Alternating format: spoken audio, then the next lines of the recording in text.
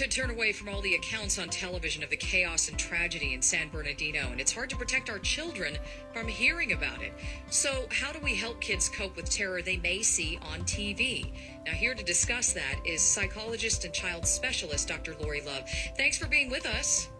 Oh, absolutely. My pleasure. You know, I have two kids. A lot of us do out there. Mine are 8 and 10, and sometimes they ask hard questions about terrorism and things they might see on TV. What's the best way to answer these questions? Well, one of the first things you can do is limit the possibility of exposure to traumatic events on TV. So you as the parent want to be in charge of what your children are seeing. Having CNN live stream in the living room is probably a bad idea when you have children. And you absolutely need to know that there's more risk than benefit for a child under 12 to have unfettered access to the news. So one of the first things is take responsibility for what your children are exposed to. And it's so hard these days because they have so much access to the internet, smartphones, places where they can see bad news. And let's face it, we're having more of that lately. It's a different world these days.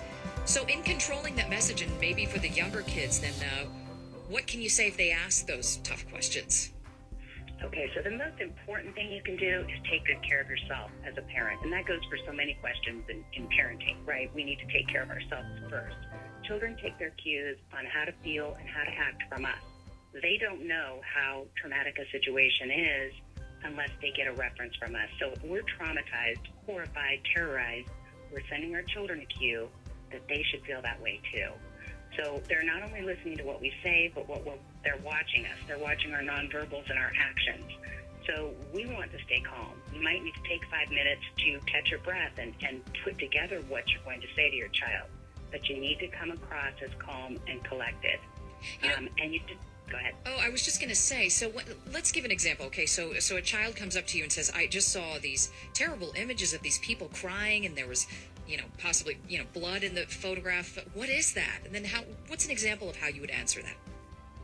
Well, one of the things we want to do is not give too much information and make sure that it's age appropriate. So if we go into a diatribe about European history, a child's going to be overwhelmed and they're going to be bored. So we can use it as a teachable moment. We can say, gosh, sometimes when people get angry, they do some really bad things and they hurt other people. When people make bad choices, they have to go to jail. Things like that. We can teach them that somebody's made a poor choice, and they can relate to that, right? We teach them, use your words, not actions, to get what you need. All right. Psychologist and child specialist Dr. Lori Love, thank you so much for being with us and talking about this angle. Appreciate it.